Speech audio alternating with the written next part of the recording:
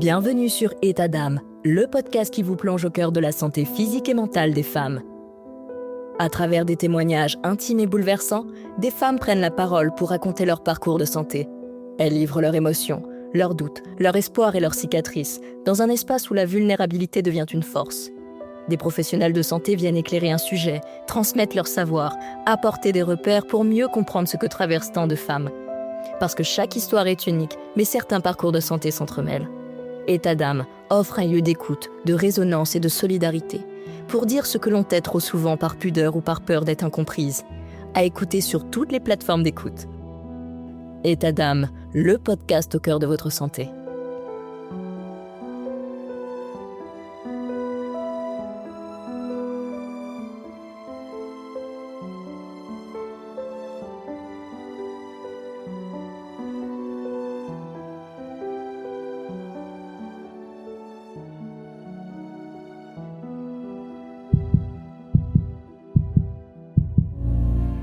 Quand j'ai su que j'avais de l'endométriose, j'avais 22-23 ans. Et en fait, j'ai fait un déni de la maladie complet pendant 6 ans, un peu plus de 6 ans. J'ai fait plusieurs fausses couches que j'ai très mal vécues. J'avais des douleurs qui s'amplifiaient, mais je faisais comme si rien n'était. Je continuais ma vie classique. Et au bout d'un moment, je me suis dit, mais en fait, je compte construire ma vie avec quelqu'un d'autre parce que j'ai quitté la personne avec qui j'étais. Parce que ça n'allait plus du tout. La personne avec qui je me suis mise, j'ai fait une fausse couche avec. Et ensuite, je suis tombée enceinte de mon fils, qui est aujourd'hui, tout va bien. Et ensuite de ma fille. Et en fait, quand j'ai eu mon fils, ce fameux déni de la maladie d'endométriose, j'ai décidé enfin de faire quelque chose pour moi. Parce que je voulais pas que mes enfants ils me voient mal, je voulais pas qu'ils voient quelqu'un qui cache tout ce qu'elle vit jour après jour. Je voulais pas que mes enfants voient tout ça. Donc du coup, j'ai décidé d'être suivie à partir de ce moment-là, vraiment suivie.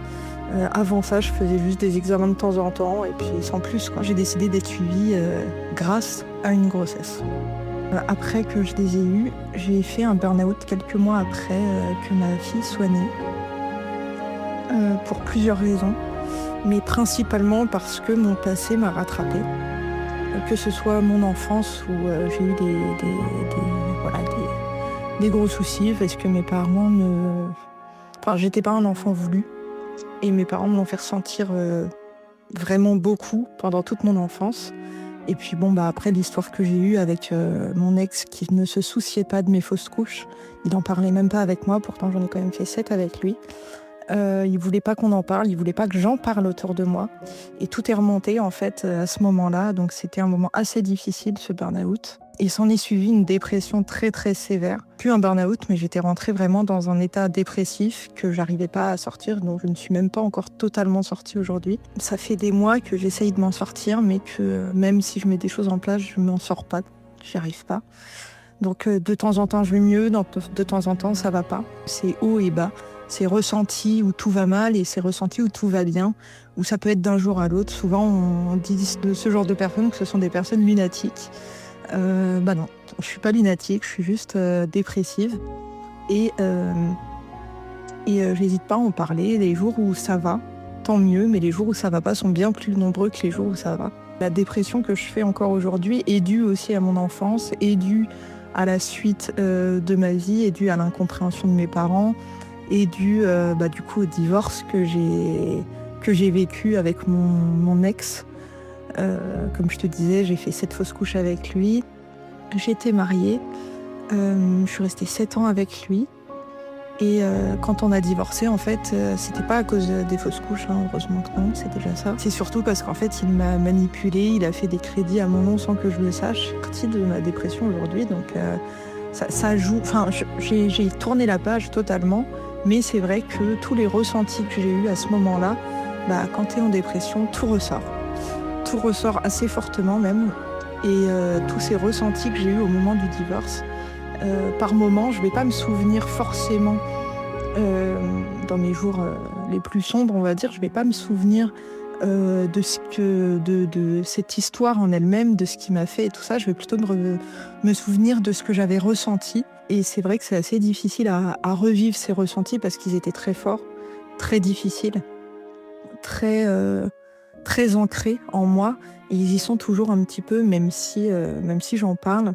La raison pour laquelle j'ai fait ce burn-out, en fait, c'est que quand j'ai voulu être suivie vraiment, j'ai décidé de mettre un stérilet hormonal, sauf que je savais, de par mon passé, de quand j'étais plus jeune, que déjà la pilule hormonale me mettait dans des états pas possibles, très difficiles, donc un état dépressif aussi, plus d'autres symptômes assez difficiles à vivre. Sauf que quand j'ai mis le stérilet, donc bien après la naissance de ma fille, j'ai comme symptôme premier qui est apparu, c'est l'état dépressif. J'ai gardé ce stérilet 3 mois et j'étais dans un état dépressif sévère et j'ai fait un burn-out. Parce que tout est remonté pendant le début de l'état dépressif et ça m'a fait sombrer et j'avais mes enfants à m'occuper. Je ne pouvais même plus le faire. Donc c'est une phase de 3 mois qui a, dans ma tête, duré, j'ai l'impression, des années. Pourtant, ça n'a duré que 3 mois. Et qui s'en est suivie par une dépression du coup sévère qui était... j'allais mieux, j'étais plus en burn-out, mais j'étais toujours dans un état très difficile. J'avais du mal à m'occuper de mes enfants. Aujourd'hui, je m'en occupe beaucoup mieux, c'est certain. Avant, je faisais ce que je pouvais, parce que je peux te dire que des fois, j'avais des moments vraiment... des idées noires, très très noires. À quel moment, comment ça se manifestait. Je suis quelqu'un qui analyse beaucoup. Même moi-même, je m'analyse énormément. Et c'est d'ailleurs en partant de cette analyse que j'ai réussi à remonter la pente en me disant mais je ne peux pas faire ça devant mes enfants et encore moins seule. Je ne peux pas faire tout ça. Ce qui m'a poussée à vouloir construire une nouvelle vie, c'est que je savais que j'étais dans une relation qui était toxique, malsaine. Je le savais, je voulais sortir de là. Et je savais pas comment faire. J'étais triturée de tous les côtés. Je suis quelqu'un d'hypersensible aussi. Et quitter son confort quand il est soi-disant stable, c'est compliqué. Quand on veut tout faire pour que son confort soit stable, c'est très difficile de le quitter. Mais il y a des moments dans la vie où il faut savoir prendre soin de soi. Je le dis souvent d'ailleurs sur mes réseaux, prenez soin de vous avant de prendre soin des autres, endométriose ou pas d'ailleurs. Et j'ai appris du coup, grâce à ça, que certaines décisions étaient très dures à prendre. Parfois, il faut savoir tout quitter pour tout recommencer. Et si je voulais prendre soin de moi, de ma santé, il fallait que je sois avec quelqu'un déjà qui comprenne et qui m'accompagne, qui comprenne ma maladie, qui comprenne ce que je vis un petit peu, qui le voit aussi, et qui puisse m'accompagner par la suite et me permettre en fait de me faire aider en fait.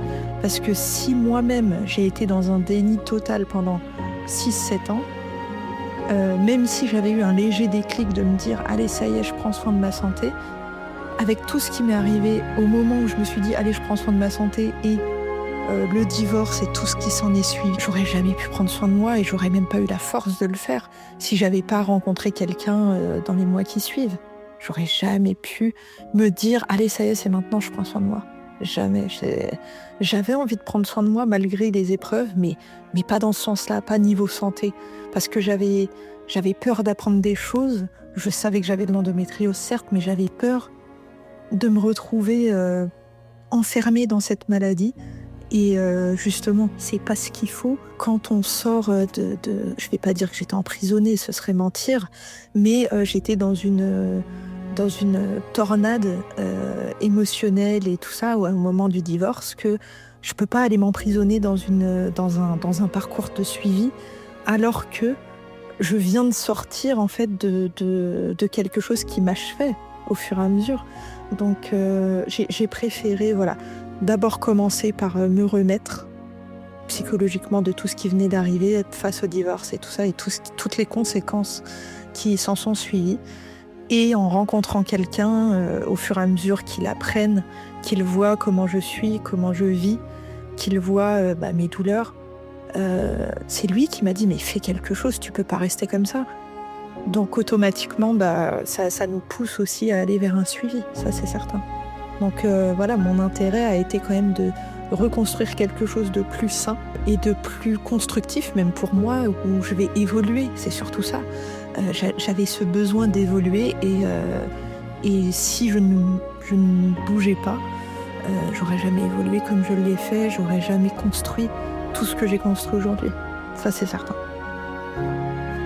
Lors de mes fausses couches, déjà la toute première que j'ai faite, je savais même pas que je faisais une fausse couche, j'avais l'impression d'avoir mes règles, mais je sentais qu'il y avait quelque chose. Je ne savais pas que j'étais enceinte et j'ai fait une fausse couche à 2 semaines et demie à peu près.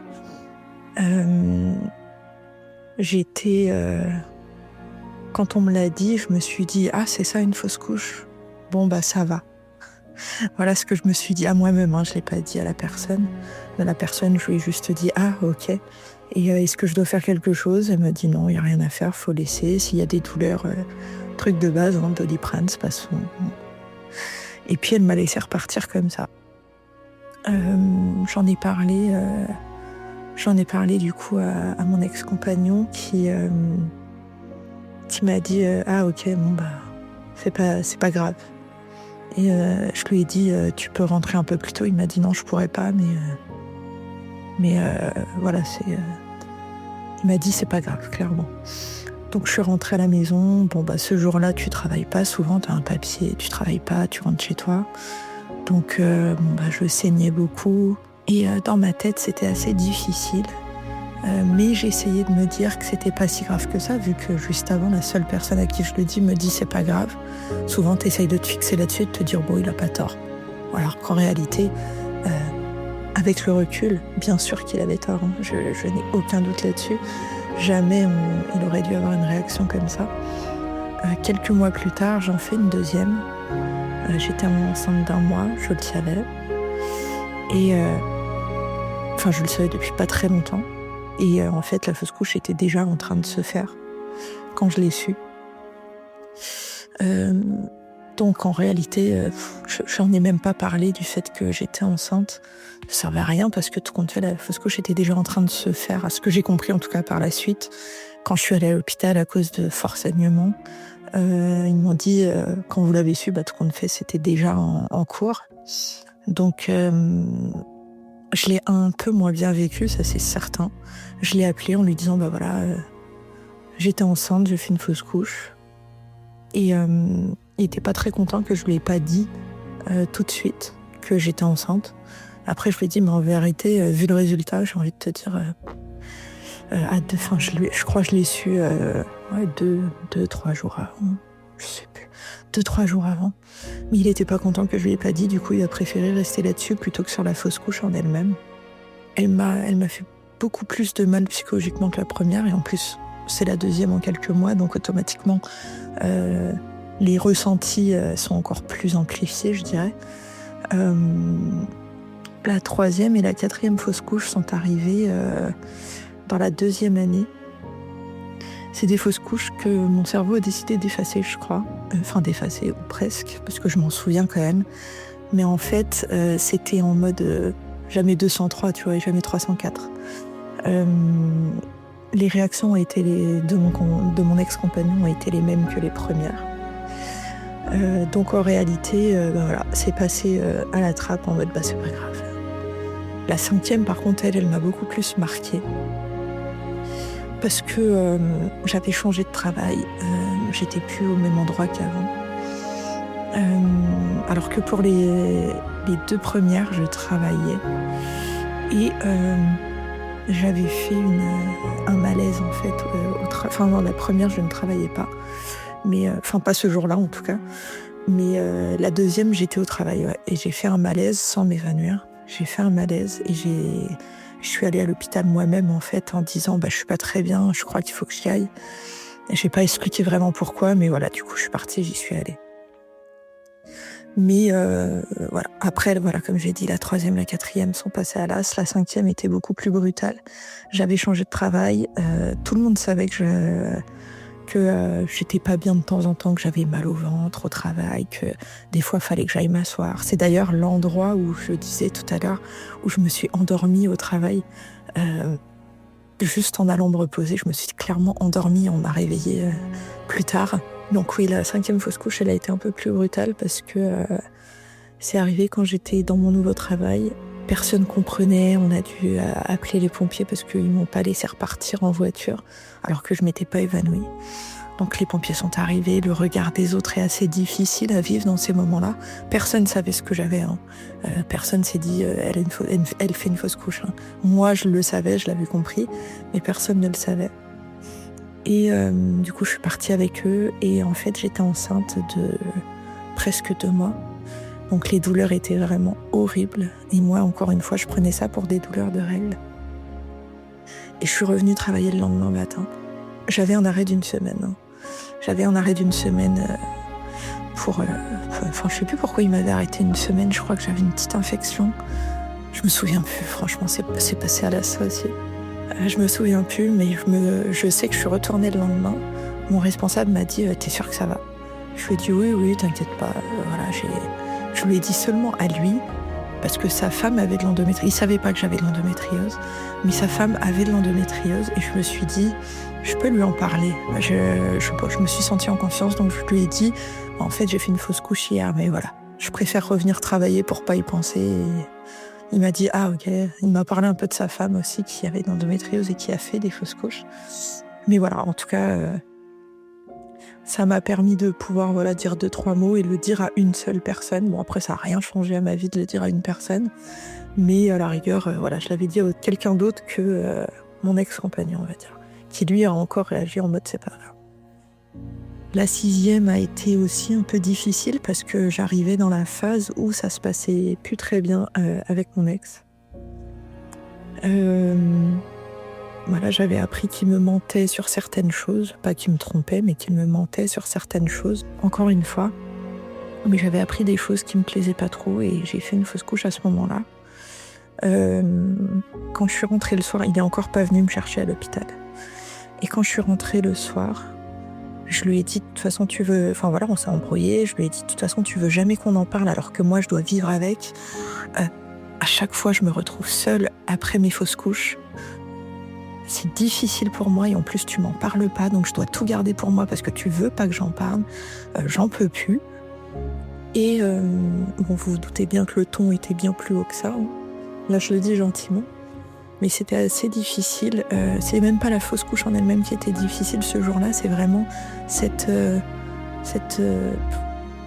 inconscience en fait du problème qui m'habitait, on va dire, de cette santé mentale qui était en train de défaillir suite à toutes ces fausses couches et à cette charge qui s'était rajoutée au fur et à mesure dans ma tête. Et du coup, j'ai décidé de lui dire clairement que entre tout ce que j'avais appris niveau mensonge et les fausses couches, là, c'était vraiment une grosse goutte d'eau et j'en pouvais plus. Il m'a dit sinon c'est pas grave, on va adopter. Je lui ai dit mais c'est pas la question. C'est pas la question d'avoir un enfant ou autre, c'est la question que j'ai encore fait une fausse couche. Et que tu n'es pas présent, que tu ne cherches pas à en parler avec moi, que tu ne cherches pas à me demander comment je le vis. Il me dit ça va, c'est une fausse couche, de toute façon je peux pas t'aider. Donc la 6e était très difficile, et puis la 7e, la plus difficile, parce que c'est celle que je disais tout à l'heure que tout le monde a su. Parce que son père a dû venir me chercher au travail. Parce que mon responsable voulait pas me laisser rentrer seule. Ce que je comprends, il n'y a pas de... Et il savait que je lui avais dit que c'était ça. Je lui ai dit, je fais encore une fausse couche, je peux rien y faire. Et du coup, j'ai appelé le père de mon ex-compagnon qui m'a ramené du coup chez lui, donc chez les parents de mon ex. Mes parents sont arrivés parce qu'ils ont été prévenus. J'ai expliqué quand même le problème parce que je me suis dit il fallait que j'en parle quand même un peu. Bon, après, tout ce qui s'en est suivi m'a un peu... tout le monde se focalisait sur le fait que je n'avais pas prévenu que je faisais une fausse couche, vu que je l'avais dit qu'aux parents de mon ex. Et du coup, quand mes parents l'ont su, ils comprenaient pas pourquoi je leur avais pas dit. Sauf que moi, tout compte fait, tout le monde. Il y a encore une fois personne qui me parle de moi et de ce que j'ai vécu. Alors que c'est ce que j'avais besoin à ce moment-là. Au lieu de ça, ils se sont focalisés sur le fait que je ne leur avais pas dit que je faisais une fausse couche. Donc, quand je suis rentrée, du coup, après, quand mon ex est venu me chercher, il n'était pas content que ça se soit su par ses parents et les miens. Il m'en a toujours pas parlé. Et c'était assez difficile. Par la suite, donc, il y a eu le divorce. J'ai rencontré quelqu'un quelques mois plus tard et j'ai fait une fausse couche avec lui aussi. Cette fausse couche-là, elle était beaucoup plus intense en termes d'émotion, mais presque mieux. Parce que tout compte fait, il m'en a parlé. Il m'a dit je comprends que ce soit difficile et on peut en parler si tu veux. Même moi, même lui, en fait, ça l'avait touché. Et c'est la première fois que pour le coup, quelqu'un était touché par le fait d'avoir que j'ai vécu la fausse couche. Il était touché en même temps que moi. Donc même lui a pleuré, même lui n'était pas bien, il comprenait pas trop. Et je lui ai beaucoup parlé de l'endométriose à ce moment-là. Et il m'a dit, mais tu peux pas rester comme ça, t'as fait plusieurs fausses couches avant, t'as pas eu de suivi, bon ben voilà, ça s'est passé, on va pas revenir en arrière. Mais maintenant, il faut que tu te fasses suivre. On peut pas, tu vas pas faire 10 fausses couches, quoi. Et je lui ai dit, ouais, t'as raison.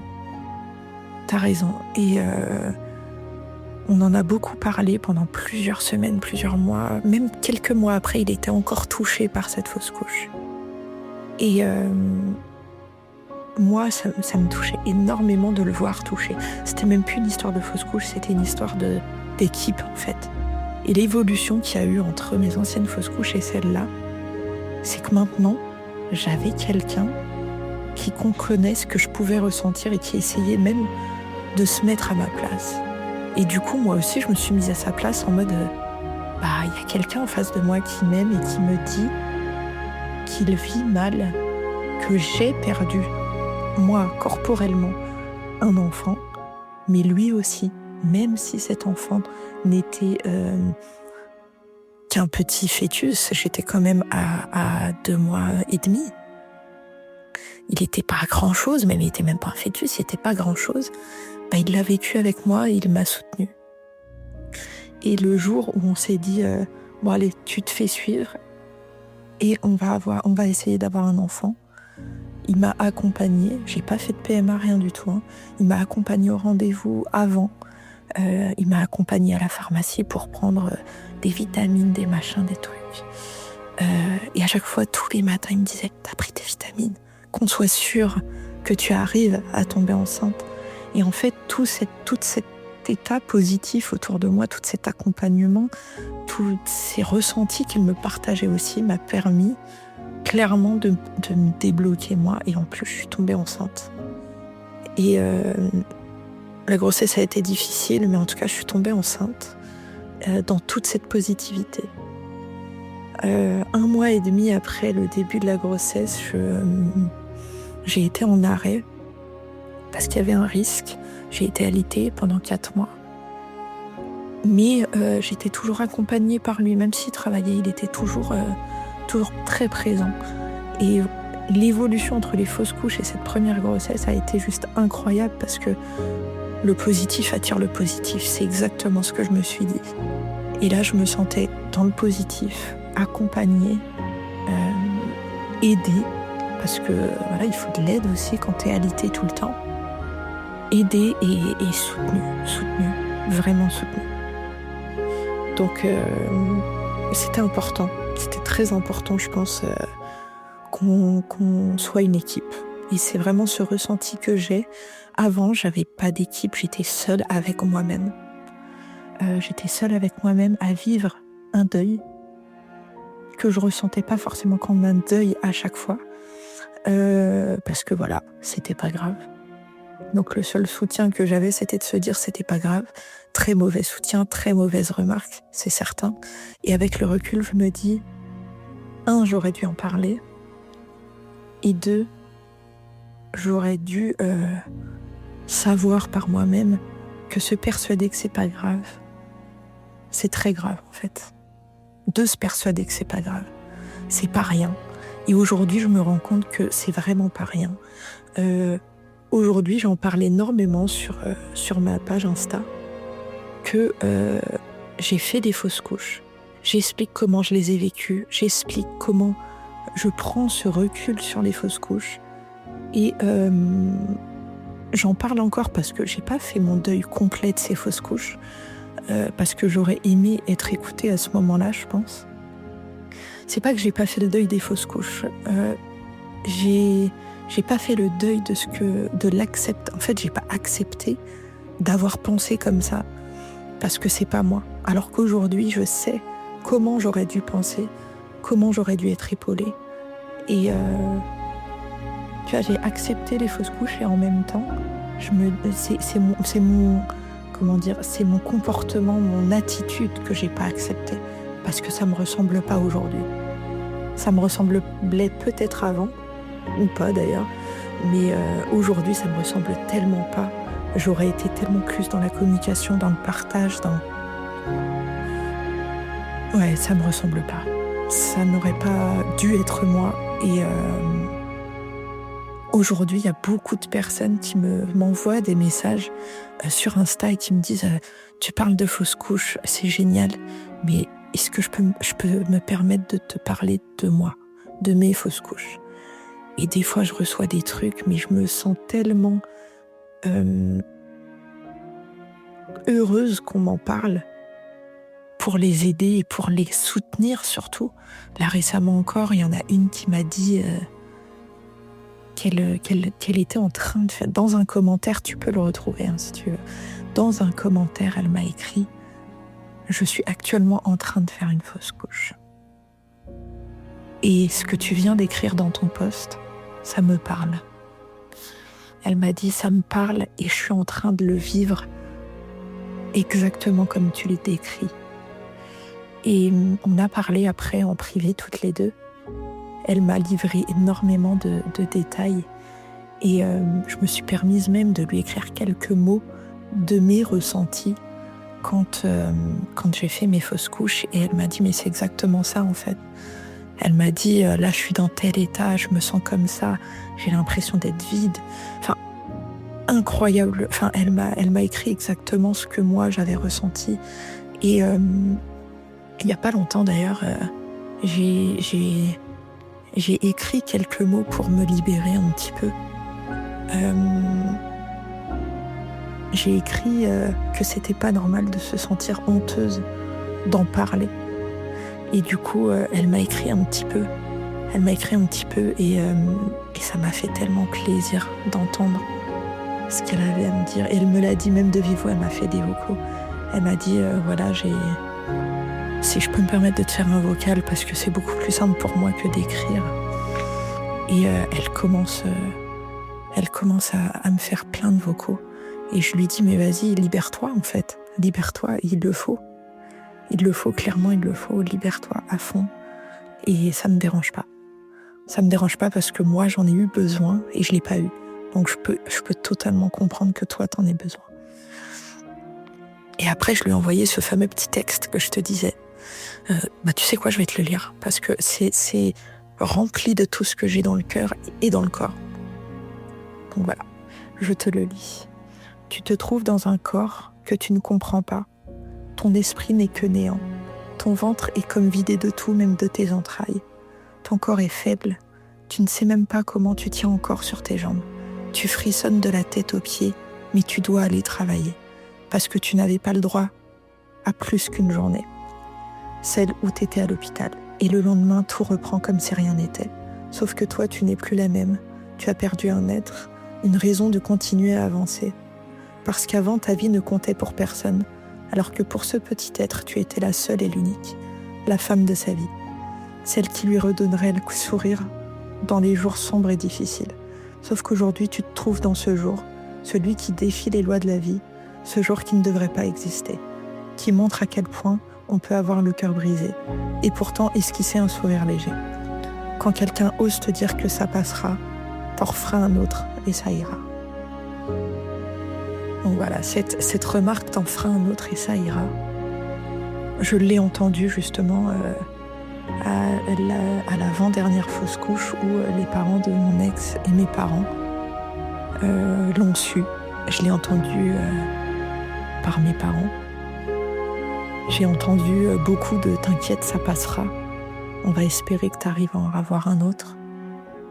J'ai entendu beaucoup de « ça va aller, c'est pas si grave, on a perdu 10 de retrouver ». J'en ai entendu des phrases comme ça. Et pas qu'à mon avant-dernière fausse couche, même avant, même les autres, j'en ai entendu des trucs, mais si tu savais. Et ouais, c'est assez difficile à entendre. Et même à relire aujourd'hui, tu vois, ça me fait beaucoup d'émotions. Et je souhaite à personne d'entendre ces mots-là. Et parfois, tout compte fait, le silence, il peut être utile. Bon, faut pas se taire trop longtemps, mais sur le moment où tu fais la fausse couche, le silence peut être utile parce que t'as pas envie d'entendre ce genre de choses. Mais je pense qu'il faut savoir cibler les personnes à qui tu le dis, des personnes qui vont pas te dire ce genre de choses, genre bon bah c'est pas grave, ce sera pour une prochaine fois. Faut bien choisir les personnes quand tu viens de faire ta fausse couche, faut bien choisir. Vraiment, faut bien choisir. J'ai décidé de commencer un suivi et d'arrêter de cacher mes symptômes au passage. Quand j'ai eu ma fille, donc j'ai eu mon fils, première grossesse 2022. Quelques mois plus tard, le petit avait 6 mois, je retombe enceinte parce que on a décidé avec mon compagnon de profiter des hormones de grossesse pour que j'arrive à tomber enceinte plus facilement que si j'attendais la disparition totale des hormones de grossesse. Je suis tombée enceinte 6 mois après, j'ai eu ma fille en juin 2023. À la suite de cette deuxième grossesse, on était d'accord avec mon compagnon pour que je commence un suivi presque intensif, on va dire, pour l'endométriose. Il m'en avait parlé plusieurs fois. Je redoutais un peu ce moment, mais en réalité, je savais qu'il fallait que je le fasse. Quand j'ai eu ma fille, donc en juin, j'avais rendez-vous quelques mois plus tard pour l'échographie pelvienne avec le même spécialiste qui m'avait fait l'IRM avant que j'aie mon fils. Sauf que vu que je suis tombée enceinte très rapidement, j'ai pas pu faire un suivi. Mais il m'avait dit, voilà, le mieux c'est de passer par une échographie pelvienne pour le suivi de l'endométriose. Donc j'ai eu mes 2 grossesses et hop, j'avais pris rendez-vous pendant que j'étais enceinte pour avoir rendez-vous assez rapidement parce que les spécialistes endométriose, il y en a pas mal, mais moi je voulais le meilleur, ou en tout cas un des meilleurs, que j'avais méticuleusement cherché avant sur tous les réseaux possibles et inimaginables, les sites et tout. Et je m'étais fixée sur un et je m'étais dit ce sera lui. Et ça c'était avant mon IRM, du coup avant que j'aie mon fils. Et du coup je m'étais dit ce sera que lui parce que ça s'était très bien passé et que j'avais eu des bons conseils quand même. Donc j'avais décidé que ce serait que lui. Donc j'ai pris rendez-vous pour septembre 2023 et c'est à cette date que mon suivi a vraiment commencé. Il m'a donné plein de conseils, naturopathe, kinésithérapie, algologue, c'est une médecin de la douleur qui gère les douleurs liées à l'endométriose, pour le coup, en tout cas celle que j'avais choisie encore une fois. J'ai eu plein de traitements, plein de choses. On m'a proposé un suivi hormonal. Ça me plaisait pas trop parce que quand j'étais plus jeune, j'avais fait un suivi hormonal pendant plusieurs années et ça m'avait juste détruite. J'ai des effets secondaires vraiment terribles quand je prends un supplément d'hormones, un état dépressif vraiment sévère. Donc j'ai décidé d'être suivie et de créer aussi au passage mes réseaux sociaux sur l'endométriose. Donc ça m'a permis d'être suivie, de parler de mon suivi, de parler de ce que j'avais vécu. Et c'est comme ça que tout s'est débloqué pour moi, tout a évolué dans ma façon de penser l'endométriose et de vivre l'endométriose. J'ai suivi aussi des comptes de femmes qui ont de l'endométriose. Et je leur ai parlé, on a échangé, j'ai échangé avec des personnes qui cherchaient à savoir comment vivre avec ce que j'avais déjà vécu. Donc ça m'a vraiment ouvert énormément de portes, les réseaux sociaux déjà, mais aussi le fait d'être suivie au passage et de donner mon suivi, ça a ouvert aussi des portes aux autres et ça m'a permis de me dire je me fais pas suivre pour rien. Ça aide des gens et ça m'aide moi aussi. Et au-delà de ça, je ne voulais pas que mes enfants me voient vivre avec des douleurs pas possibles. Je ne voulais pas que ça se passe comme ça. Je voulais pas qu'ils me voient plier en deux, même s'il y a des moments où je n'ai pas le choix parce que je garde mes enfants. Malgré tout, je ne voulais pas que ce soit trop fréquent, d'où le suivi, que ce soit médicamenteux, le suivi niveau alimentation, niveau manipulation, massage, tout ça. Je me suis fait suivre vraiment pour mes enfants, pour pas qu'ils me voient comme ça, et pour permettre à d'autres femmes de lire ce que je vis et de se sentir moins seule. Et le fait de se sentir moins seule pour elles, automatiquement, moi aussi, je me sens moins seule dans cette maladie et dans ce suivi. Donc ça m'a vraiment reboostée. En plus, mon compagnon qui, lui, m'accompagnait tout le temps. Ça a été vraiment une révélation d'être suivie. Et une acceptation que j'aurais jamais imaginée. Bien plus forte que pendant 7 ans, quoi. Je fais un déni et derrière une acceptation sans faille. C'est vraiment ce que j'ai vécu et c'est vraiment comme ça que je l'ai vécu. J'ai commencé par donc une échographie pelvienne pour voir l'évolution de la maladie suite à mes grossesses. Ensuite, j'ai fait un suivi d'ostéopathie mensuel. J'ai été suivie par une naturopathe aussi mensuelle, une nutritionniste en complément de la naturopathe tous les 2 mois. Et gynéco quand même pour le suivi médicamenteux. Et à un moment, on en parlera juste après de toute façon, j'ai fait aussi un suivi hormonal. J'ai décidé quand même de relancer le truc en me disant bon, plus de 10 ans sont passés depuis mon dernier test d'apport d'hormones, je peux peut-être retenter l'expérience. Je vous le dis tout de suite, j'aurais jamais dû faire ça. Mais bon, voilà, c'est un choix que j'ai fait et on en parlera après parce que c'est quand même le pire choix, je pense, que j'ai pu faire dans ma vie. Parce que ça me suit encore aujourd'hui, en plus de ça, d'avoir retenté ces hormones. Et dernière chose que j'ai mise en place, et pas des moindres, parce que c'était quand même un très gros budget financier, mais aussi en don de soi, clairement. Mais ça m'a beaucoup apporté. J'ai fait un coaching sportif, nutritif, et un coaching de vie au passage. J'ai été suivie par 2 coachs qui m'ont énormément aidée à retrouver un équilibre dans ma vie de tous les jours. Tous les jours, quotidiennement, j'avais donc mon coach qui m'envoyait un message pour savoir si ça allait, si j'avais mangé, si j'avais fait ma séance de sport quotidienne à la maison, si je m'étais inscrite à la salle parce que c'était prévu aussi quelques mois plus tard. Effectivement, je l'ai fait aussi. Retrouver un quotidien normal avec l'endométriose en gérant les phases où malheureusement la maladie me fait souffrir, donc réduire l'activité, et les phases où elle me fait un peu moins souffrir, où je pouvais être un peu plus libre dans ce que je faisais.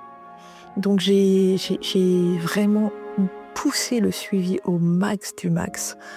Je pense que j'aurais pas pu faire plus à ce moment-là. Et je me sentais bien. C'était un coaching de 6 mois qui s'est terminé l'année dernière en octobre. Je l'avais commencé en avril l'année dernière. Ça s'est très bien passé, ça m'a fait un bien fou. Et je me sentais du coup encore plus soutenue. En plus de mes réseaux sociaux qui étaient vraiment derrière moi à me booster aussi. Et je pense avoir fait les bonnes choses, les bons choix, sauf ce choix comme je disais, d'avoir commencé un traitement hormonal à un moment. Mais en dehors de ça, tout mon suivi a été... je pense que j'ai bien fait les choses. Et aujourd'hui, je suis toujours suivie. Il y a eu un petit déclin quand même, parce que j'ai passé mon suivi, donc échographie pelvienne l'année dernière, en septembre toujours. Et ils ont découvert des varices pelviennes qui me faisaient encore plus souffrir que l'endométriose elle-même. Donc j'ai dû passer une écho-Doppler pour voir les reflux de sang de ces varices. Et le 21 janvier de cette année, j'ai eu une première opération pour reboucher les varices. Et j'en attends une deuxième, donc mardi, le 11 février, pour finir le travail, parce qu'il y avait beaucoup de travail. Donc ils ont dû faire côté gauche et côté droit en 2 opérations à 3 semaines d'intervalle. Donc là, j'ai la deuxième mardi. Donc le suivi m'a été bénéfique, parce que si je n'étais pas suivie pour ça, j'aurais peut-être souffert beaucoup plus. Donc pour le moment, je souffre encore de ces opérations parce que c'est en train de cicatriser. Mais normalement, dans quelques mois, je devrais avoir des douleurs un peu moins sévères que ce que j'ai à cause de l'endométriose. Donc à voir, en tout cas, on en reparlera peut-être à ce moment-là. Mais voilà, donc oui, le suivi a été bien sûr bénéfique, heureusement que j'ai fait ce suivi, parce que on t'opère pas pour rien, quoi. Donc heureusement que j'ai fait ça. Et aussi décidé d'être suivie par une psychologue, parce que j'ai des choses de mon passé à régler aussi. Je suis pas totalement en paix avec moi-même sur les choses de mon passé, qui est de mon enfance, cette relation avec mon ex qui a été, au-delà des fausses couches, très difficile. J'avais beaucoup de choses à régler, et avec l'endométriose, bien sûr. Donc ça m'a permis de pouvoir me libérer, mais j'ai fait un suivi pendant 3 mois, toutes les semaines. Et j'ai décidé d'arrêter parce que j'ai commencé justement le coaching un peu plus complet. Et je comptais reprendre en fin d'année dernière, sauf qu'avec l'annonce des opérations, j'ai décidé de décaler ce suivi psychologique. J'attends d'être opérée là pour la 2e fois mardi. Et ensuite, j'attends de me remettre un petit peu, et je pense que cet été ou en septembre max, je reprendrai un suivi psychologique. Ça m'avait aidé donc pendant 3 mois, mais je pense que j'avais un travail à faire sur moi-même avant. C'est pas un mauvais choix d'avoir quand même fait ce suivi psychologique, mais je pense que je l'ai fait trop tôt. Parce qu'il fallait d'abord que j'arrive à reprendre en main mon quotidien d'aujourd'hui avant de me remettre sur mon passé. Même si les deux vont ensemble, on est d'accord. Mais je pense qu'il me fallait d'abord la reprise en main de mon esprit aujourd'hui. Et c'est ce qui s'est passé. Donc certes, j'avais besoin d'un suivi psychologique fin d'année dernière, mais voilà, l'annonce des opérations, un suivi un peu plus poussé du coup, parce qu'il a fallu que j'aille voir 2-3 spécialistes différents avant les opérations. Voilà, je me sentais pas de tout mélanger, donc j'ai préféré faire chaque chose en son temps. Donc d'abord les opérations, la convalescence, on laisse peut-être passer l'été à voir et reprendre après. Et ma qualité de vie, bien sûr qu'elle a changé. Bon, certes, il y a les opérations qui me remettent un petit peu dans le mal, on va dire, mais bien sûr que ma qualité de vie a changé. Tout ce que j'avais mis en place, les apports en compléments alimentaires quotidiens, le coaching, la nutrition qui change, tout a changé autour de moi. Et ça m'a apporté un réconfort et un accord avec moi-même qui est juste incroyable. Aujourd'hui, j'ai un peu régressé depuis la fin du coaching, mais il y a aussi des raisons qui ont fait que j'ai régressé. L'annonce des varices pelviennes, des rendez-vous qui se sont enchaînés pour les opérations, pour prévoir les opérations et les opérations. Donc c'est normal de régresser un petit peu, mais je compte bien reprendre parce que ces habitudes-là m'avaient fait un bien fou. Et quand tu sais que quelque chose t'a fait du bien, tu peux pas te dire « Ah bah je reprends pas ». Non, tu peux pas. Enfin, en tout cas, c'est pas moi. Certaines femmes peut-être peuvent faire ça. Moi, je peux pas. Moi, quand quelque chose me fait du bien, je fonce. Donc je vais reprendre tout ça. Ça va peut-être être un peu plus difficile parce que je vais devoir le reprendre seule. Mais tout compte fait, voilà, d'ici septembre, ça se trouve, j'aurai changé d'avis. Et je vais peut-être refaire un coaching, comme j'ai fait l'année dernière. le même, peut-être même avec les mêmes personnes, parce que ça s'était extrêmement bien passé. Donc qui sait, ça se trouve, je vais refaire un coaching et je vais me relancer là-dedans. Donc non, c'est important pour moi de me reprendre en main, mais voilà, il faut savoir aussi laisser le temps au temps. Là, je pense que c'est pas le moment. Mais en septembre, en plus mon fils rentrera à l'école en septembre, donc je pense que j'aurai même un peu plus de temps pour me consacrer à ma reprise en main. Et je pense que ce sera vraiment ma remontada à ce moment-là, ma vraie remontada. En plus de ça, le sujet qu'on va aborder juste après fait aussi partie intégrante de l'année dernière. Donc voilà, j'ai le droit à ma remontada, vous allez comprendre après pourquoi j'y ai droit. Ça y est, on y est, on va parler du burn-out maintenant. Eh bien, comment s'est déroulé le burn-out ? C'était assez particulier. Déjà, commençons au départ. C'est quand j'ai senti que je sombrais. J'ai eu ma fille en juin 2023 et en octobre-novembre 2023, toujours, elle avait 4 mois, un peu plus de 4 mois. Et elle a été hospitalisée pour une bronchiolite. Heureusement, rien de très grave. Sauf qu'en sortant de ce moment, je me suis tellement remise en question. Et tout compte fait, j'ai remis en question énormément de moments de ma vie que je me suis sentie sombrer. Déjà que c'était assez difficile quand elle est arrivée. J'avais les 2 bébés, parce que j'avais eu mon premier en mars 2022 et la deuxième du coup en juin 2023. Donc c'était assez difficile à la maison. Je me sentais pas très soutenue. Et du coup, ce moment où elle a été hospitalisée, j'ai eu l'impression que c'était totalement de ma faute ce qui lui arrivait. Parce que justement, vu que j'étais pas soutenue, il y avait que moi. Et la seule personne qui s'occupait d'elle, du coup, indirectement, c'était moi. Donc pour moi, tout était lié à moi. Donc si elle allait pas bien, c'était de ma faute. Après, il y a eu après l'hospitalisation, je me suis sentie sombrer. Tout doucement, vraiment tout doucement, je sentais que mon état mental était en train de totalement me lâcher. Ma santé mentale était en train de me lâcher. Grâce aux fêtes de Noël, on va dire, et mon anniversaire aussi qui tombe dans le mois de décembre, j'ai pu faire un peu l'impasse sur cet état en me disant peut-être que ça ira mieux après les fêtes, tout ça. Et tout compte fait, en janvier 2024, le 13, je me fais poser un stérilet hormonal, alors que je savais que prendre des hormones ne me convenait pas. Mais je m'étais dit, pour mon endométriose, il faut que je me fasse suivre. Et d'après énormément de personnes et de professionnels de santé, prendre une contraception hormonale permet de réduire l'endométriose, enfin pas de la réduire, mais de la faire stagner.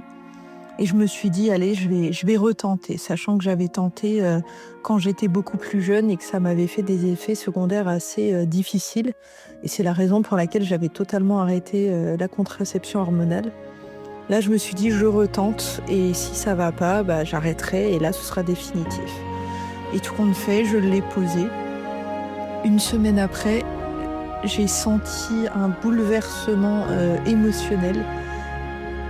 Et en fait, j'avais décidé de me faire suivre donc, par un gynéco, une nutritionniste et une psy. Je sentais que j'en avais besoin pour me sentir mieux dans mon suivi endométriose. Et tout compte fait, ça a empiré tous les aspects de ma vie et même mon suivi.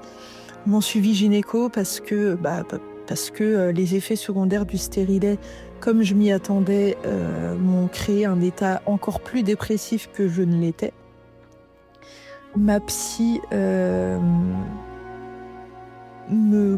en plus c'était pas la bonne psy que j'avais trouvée. Enfin en tout cas je ne savais pas tout de suite, mais elle ne me convenait pas.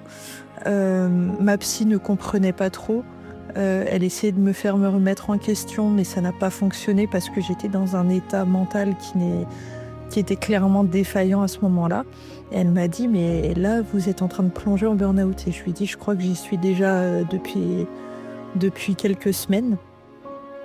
Et j'ai décidé de ne plus aller la voir au bout d'1 mois et demi après avoir posé le stérilet. Alors que je la voyais toutes les semaines. Parce que je voyais bien que ça ne me servait pas. Le plan nutritif non plus n'a pas fonctionné parce que j'avais des TCA, que j'avais toujours à ce moment-là, mais empiré à cause de la dépression, début de burn-out. Et tout compte fait, je n'ai plus rien fait à part laisser ce stérilet. Je n'ai plus rien fait jusqu'au mois d'avril 2024. Où au bout de 3 mois de la pose du stérilet, j'ai décidé de l'enlever en me disant peut-être que ce burn-out, cet état dépressif assez sévère, s'arrêterait. Donc je le retire en avril et quelques jours après, déjà, je sens du mieux. Je sens du mieux, mais c'était pas suffisant, on va dire. C'était pas suffisant. Je sentais que j'étais toujours en dépression très sévère. Je sentais que j'ai des moments, même des journées où on aurait pu croire que j'étais en burn-out complet. Je ne faisais rien à part m'occuper du strict minimum pour mes enfants. Pendant que j'étais en burn-out, pendant ces 3 mois, j'ai eu des moments, des phases extrêmement difficiles. Je ne pouvais plus rien faire dans la maison. Je pouvais plus m'occuper du foyer de manière générale. Je pouvais plus faire à manger. Je pouvais à peine me doucher. Je m'occupais juste de mes enfants parce que c'est la seule force que j'avais, c'était de m'occuper d'eux. En me disant au moins eux vont bien, je ferai tout pour qu'ils aillent bien. Donc je me donne pour eux, mais pour le reste, je laisse tomber.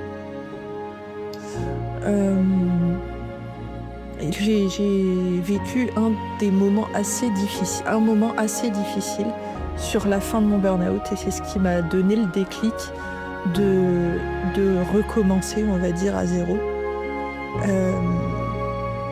1 semaine et demie avant de retirer le stérilet et d'essayer de reprendre ma vie en main, à peine 1 semaine avant, j'ai eu une phase chez moi. Mes enfants étaient à côté. Ils étaient en train de jouer dans le salon. Moi, j'étais dans la cuisine et je pouvais les voir. Et j'allais leur préparer à manger, donc ils mangent vers 11h30. J'allais leur préparer à manger, j'allais faire des filets de poulet et j'ai commencé à couper en morceaux et je me suis vue regarder ce couteau et mon poignet et le couteau et mon poignet. C'était un moment hors du temps, un moment dont je me souviens très bien, un moment que j'ai pas envie de revivre, c'est certain. C'était vraiment un moment qui était... je pensais pas un jour penser à ça. Et tout compte fait, ça me sautait aux yeux. Et j'ai lâché ce couteau. Et ce jour-là, je suis sortie avec les petits pour qu'on aille manger ailleurs. Je me voyais pas faire à manger ou autre. Donc je suis sortie, on est allé manger. J'ai réfléchi à ce qui venait de se passer. Je suis rentrée à la maison et je me suis dit, mais là, en fait, c'est plus possible. Ça fait déjà quelques temps que j'avais des idées noires. Mais pas aussi noire que ça. J'avais des idées noires, j'avais des moments où je me disais, par exemple, si mon conjoint était à la maison, il y a des moments où j'allais m'isoler, donc j'allais m'allonger dans le lit, dans le noir, sous la couette, et je réfléchissais. Voilà, je sentais que j'avais des idées qui tendaient vers quelque chose de mauvais, mais vraiment pas à ce point-là. Et ce jour-là, je me suis vraiment dit, mais c'est impossible que j'ai une nouvelle phase comme ça parce que je ne sais pas ce que je suis capable de me faire. Et là, je me suis dit, mais je ne contrôle rien, je ne me contrôle pas, je ne sais pas comment contrôler les choses. Et ça m'a fait tellement peur que j'ai décidé donc de retirer le stérilet dès que j'ai eu mon rendez-vous. J'ai posé le rendez-vous dans la journée où ça m'est arrivé. Donc je l'ai eu 1 semaine et demie après ce rendez-vous. Je l'ai fait retirer. Quelques jours après, je me sentais un petit peu mieux, mais je voyais bien que ça ne suffirait pas. J'en avais déjà parlé à mon conjoint plusieurs fois, que j'étais pas bien du tout, que j'étais en train de sombrer très sévèrement. Et je lui ai dit, je vais faire un coaching. Et il m'a dit, mais non, t'as pas besoin de ça. Je vois bien que t'es pas bien, mais voilà, c'est qu'une phase, t'as pas besoin de ça. Je lui ai dit, j'en ai besoin. Je lui ai dit, tu ne me soutiens pas à la maison, pas suffisamment. Et moi, j'ai besoin d'un soutien extérieur aussi. Donc, je vais faire un coaching. Il était pas très content que je le fasse, mais je l'ai fait. Ça durait 6 mois. C'était un coaching de vie, coaching nutrition et sportif, suivi aussi par une naturopathe. Je l'ai fait. J'ai essayé de suivre au mieux ce que je pouvais. Ça m'a permis, pour faire rapide, ça m'a permis au bout de 6 mois, de savoir ce que j'étais capable de faire, même si je n'étais pas encore capable de le faire, et ça, je ne le savais pas. J'ai fait des choses qui m'ont aidée, sauf que j'ai eu une régression et j'ai eu du mal à me remettre dedans. Et cette régression, en fait, elle m'a permis en fait de comprendre que c'était trop tôt, en fait, que je me lançais là-dedans beaucoup trop tôt.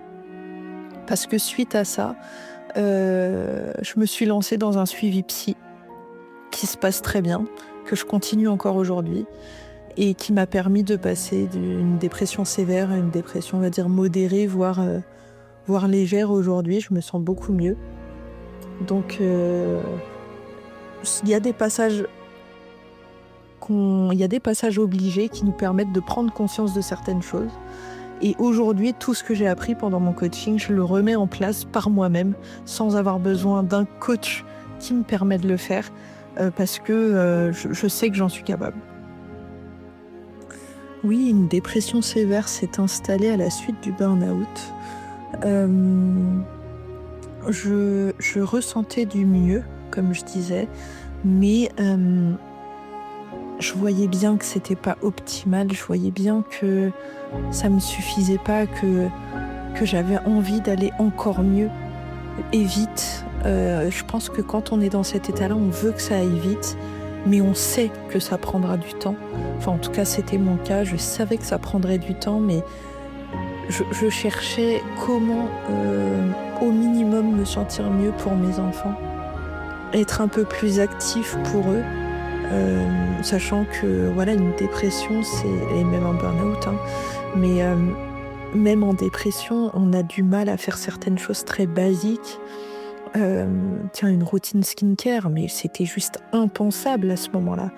Le matin, me laver le visage, tout ça, impensable. Je n'avais pas la force de faire ça. Déjà, j'avais à peine la force de déjeuner, de prendre un petit déjeuner, de préparer un petit déj. Pour mes enfants, oui, mais pour moi, c'était juste impossible. Aller me doucher, ça va. Mais au-delà, même me laver les cheveux, il y a des fois, ça prend du temps, ça prend de l'énergie. C'était infaisable pour moi. Et j'avais envie que ça devienne quelque chose de possible. Et pour te dire, quand j'ai démarré mon coaching, il m'a dit « Qu'est-ce que tu veux ? C'est quoi tes objectifs ? Qu'est-ce que tu veux ?» C'était de remanger correctement, c'était d'avoir une petite session sport dans la journée, de réussir à la caler et à en faire un petit peu. Et c'était de reprendre soin de moi. Et il m'a demandé de détailler ce que ça voulait dire prendre soin de moi. Et tu vois, j'ai inclus dans ce prendre soin de moi, de prendre le temps de me laver les cheveux. Tu te rends compte c'est juste incroyable de dire prendre soin de moi, c'est me laver les cheveux, alors que c'est quelque chose de normal pour tout le monde. Pour moi, c'était beaucoup trop. Tu sais, on parle souvent, surtout quand on a de l'endométriose, de la théorie des petites cuillères. Les petites cuillères, c'est ton énergie à la journée. Donc, tu as tant de petites cuillères aujourd'hui. Par exemple, te laver les cheveux, ça peut te coûter 2 petites cuillères sur 5 dans ta journée. Préparer à manger, midi et soir, ça peut aussi te coûter 1 cuillère par repas. Ce qui veut dire qu'il t'en reste qu'une dans ta journée. Et si celle-là, c'est... je sais pas, je te dis une bêtise, mais si celle-là, c'est juste te brosser les dents, ça y est, t'as tes 5 cuillères. Tu vois, il y en a qui le font aussi par 10 par jour, mais ça dépend le matin quand tu te réveilles, à combien de petites cuillères tu estimes pouvoir passer ta journée. Et c'est exactement ça, sauf que je n'avais même pas 5 cuillères dans ma journée. Je n'avais pas 5 petites cuillères, si j'en avais 3, c'était... Et dans cette phase-là, j'ai eu des moments où je me suis sentie bien, des moments où je me suis sentie mal. Et tous ces hauts et ces bas, il n'y a pas vraiment d'explication. Parfois, tu dors bien et pourtant, tu vas te réveiller comme si un camion t'avait roulé dessus. Parfois, tu vas te réveiller et tu auras dormi peut-être 3-4 heures dans ta nuit et pourtant, tu vas te réveiller le matin, tout va bien. Quelques heures après, ça va pas trop. Parfois, il suffit d'une parole un peu mal dite par mon conjoint ou autre pour que je me sente pas bien. Une mauvaise nouvelle, même une bonne nouvelle pouvait me mettre mal. Sans raison apparente. J'ai développé de l'hypersensibilité liée à tout ce que j'avais vécu, tout ce qu'on s'est dit depuis le début. J'ai développé de l'hypersensibilité qui est aussi difficile à gérer quand on a de l'endométriose, mais aussi quand on est en dépression. Et endométriose plus dépression, automatiquement, dérèglement hormonal. Au-delà de ça, ça te crée des fluctuations dans les humeurs, dans tout, dans les phases de ton cycle, dans plein de choses. Donc en fait, tout est lié et quand tu rajoutes la dépression à tout ça, c'est juste amplifié, tout compte fait. C'est juste amplifié et tu dois faire avec. Tu vois, aujourd'hui, malgré les fluctuations de mon humeur, à cause de l'endométriose la plupart du temps, et de la fin de dépression, je sens bien qu'il y a des moments dans le mois où je suis beaucoup plus sensible que d'autres, beaucoup plus à fleur de peau, je suis beaucoup plus susceptible, mais beaucoup de personnes sont comme ça, je suis pas la seule. Mais c'est vrai que c'est amplifié par tous ces petits éléments de dépression, d'endométriose, de ces moments dans le cycle, de moments de la vie aussi, parce qu'il y a certains événements parfois qui te rendent un peu plus sensible pendant une certaine période, beaucoup de choses comme ça. Pour ceux qui m'écoutent et qui ont le même parcours que moi ou un parcours un peu similaire, je vous conseille de ne pas vous attendre à tout trop vite. Et surtout de s'écouter, soit de... Vous n'avez pas besoin en fait qu'on vous dise tu es en dépression, tu es en burn-out, tu vis cela, tu vis ceci. On le sait, on se sait en fait. Moi je me suis sentie sombrer assez rapidement et avant même d'être officiellement, on va dire, diagnostiquée en dépression ou diagnostiquée burn-out, je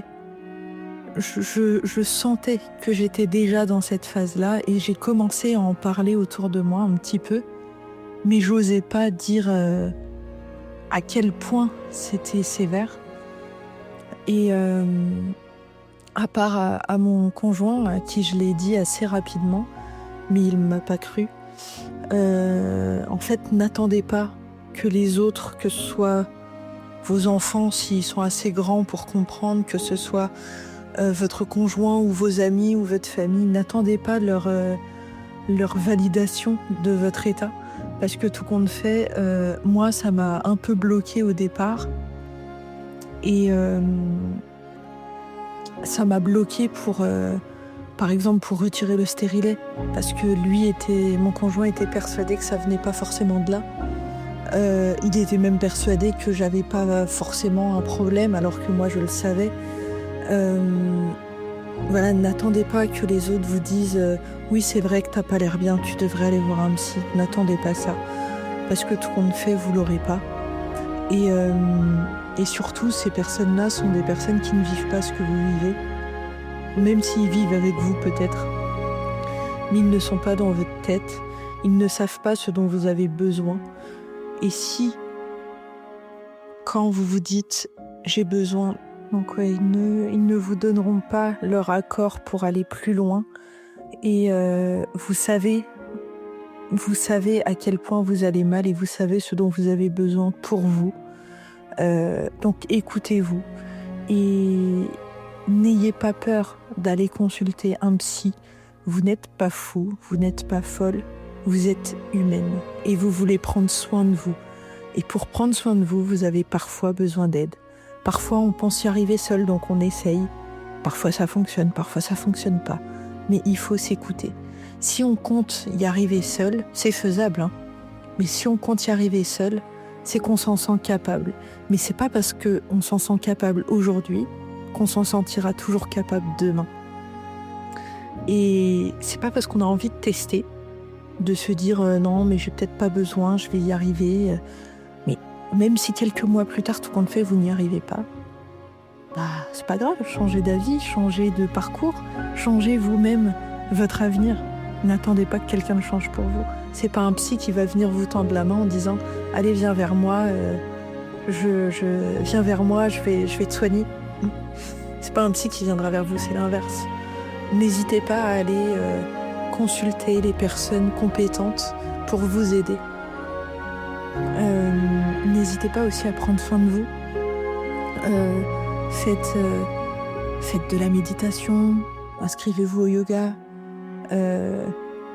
prenez rendez-vous pour un massage. Moi, ça c'est vraiment quelque chose qui m'a un peu sauvée. C'est d'aller me faire masser 1 fois par mois.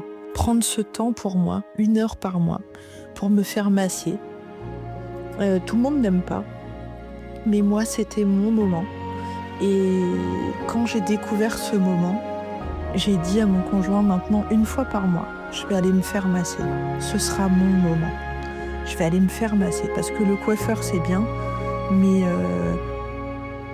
c'était mon moment, mais c'était pas pareil. Même quand tu te fais coiffer, quand on te fait des mèches ou autre, tout compte fait, oui, ça dure longtemps, mais t'es sur ton téléphone. Rien ne t'oblige à poser ton téléphone, rien ne t'oblige non plus à le garder. Mais un massage, t'as pas le choix en fait. T'es en off pendant 1 heure, tu n'as pas ton téléphone dans les mains pendant 1 heure. Je suis allée faire mes ongles. J'ai testé de faire mes ongles en me disant ça aussi c'est bien de prendre soin de soi et j'aurai pas mon téléphone. Eh ben si, parce qu'en fait tu peux prendre ton téléphone, tu n'es pas en off total. Il n'y a que le massage qui me permet d'être totalement en off, même s'il sonne mon téléphone. De toute façon, je pourrais pas le prendre. Je vais pas me lever de la table de massage pour aller prendre mon téléphone. Donc c'était ça mon échappatoire à moi, et c'est toujours ça aujourd'hui, c'est d'aller me faire masser. Donc trouvez votre échappatoire, trouvez ce qui vous fait vibrer, avec ou sans téléphone. Mais moi, sans téléphone, c'était ce qui me faisait vraiment du bien. Si vous, c'est avec téléphone, c'est avec téléphone. Si c'est d'aller à la salle de sport, allez-y. Mais j'ai fait ça, et puis j'ai aussi instauré des sorties sans téléphone. Donc quand mon conjoint était de repos, j'ai posé mon téléphone à la maison. Et je lui ai dit, je sors, n'essaye pas de m'appeler, j'ai pas mon téléphone. Je suis sortie avec un petit sac à dos, ma bouteille d'eau, et je sortais. J'allais marcher. Je lui disais juste combien de temps je sortais. Et comme ça lui permettait de voir à peu près quand est-ce que je vais rentrer. Et je sortais le temps donné pour être sûre qu'il ne s'inquiète pas.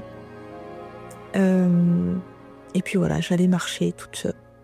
Ça permet vraiment de se recentrer sur soi-même. Ça fait du bien. On prend le temps de regarder ce qui nous entoure. Et on prend le temps de ne plus penser à ce qui se passe à la maison.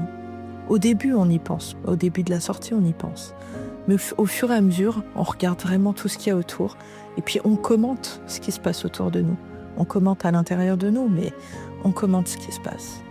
Et c'est des moments agréables pour moi. Vraiment, poser mon téléphone, c'est un moment agréable pour moi. Parce que ça me permet de me dire, oui, les enfants vont bien, ils sont avec papa, ils sont à la maison. Et c'est pas en peu de temps, en 1 heure de massage ou en 30 minutes, 1 heure de sortie, sans téléphone, qu'il va forcément se passer quelque chose.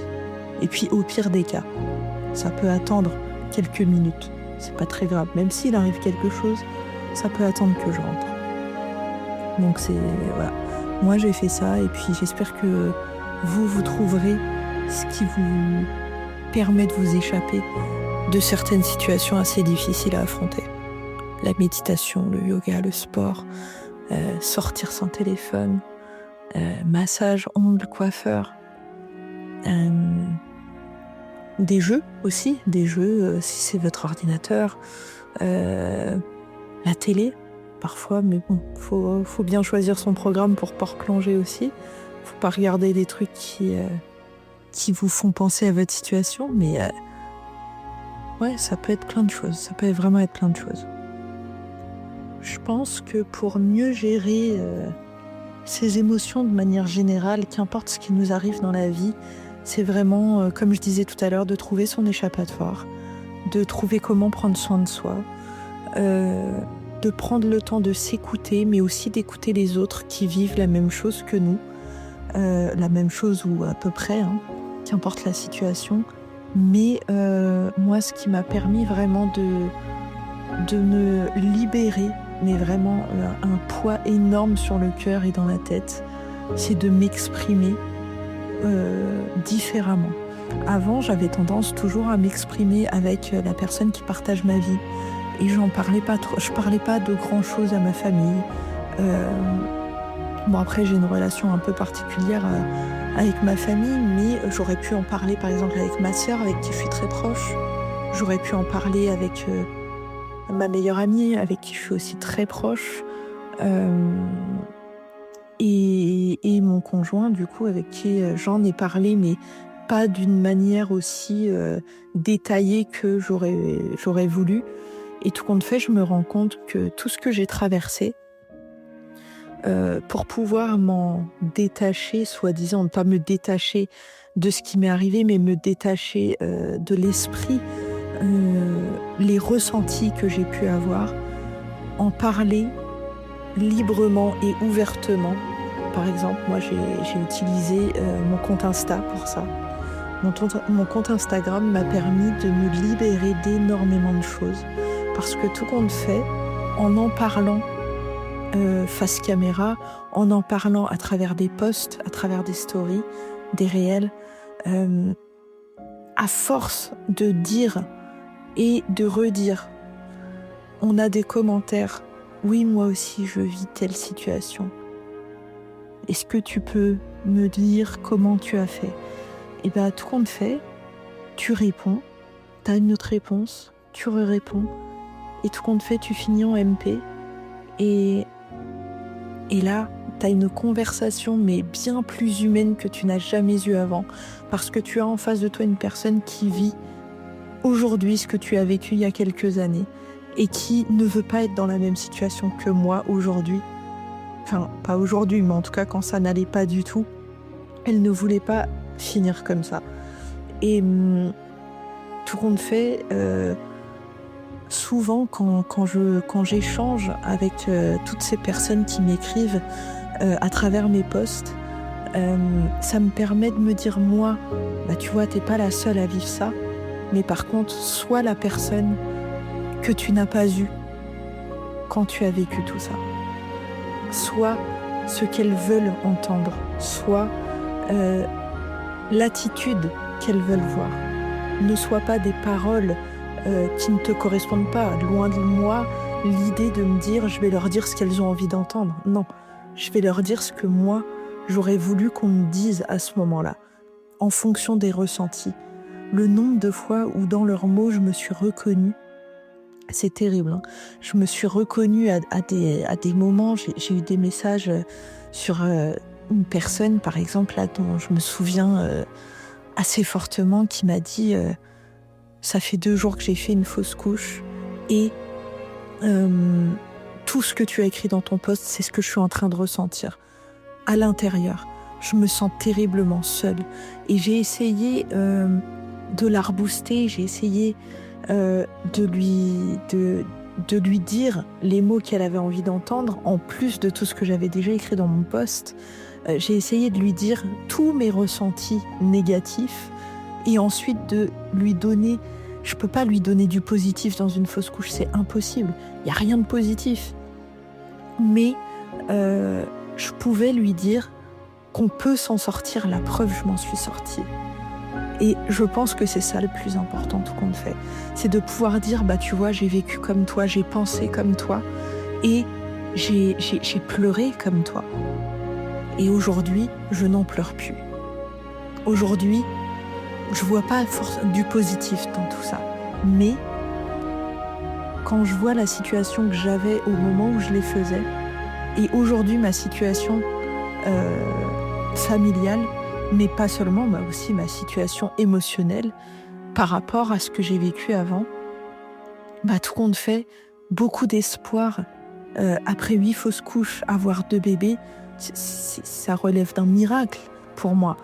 Et j'ai envie que tout le monde vive ce miracle. Je ne vais pas lui dire « T'inquiète, un jour ça fonctionnera », ça sert à rien. Ça se trouve, ça fonctionnera jamais. Mais j'ai envie de lui dire de continuer d'y croire, parce que même après 8 fausses couches, moi j'y croyais encore. Et de pouvoir croire en quelque chose, il faut le vivre pour le croire. Et moi je l'ai vécu. Et je pense que c'est vraiment transmettre un message d'espoir à travers mes posts, à travers tout ce que je dis. C'est ce qui aide le plus à gérer les émotions liées à la douleur, au déni que j'ai vécu, à la dépression. Même ma dépression, j'en parlais énormément.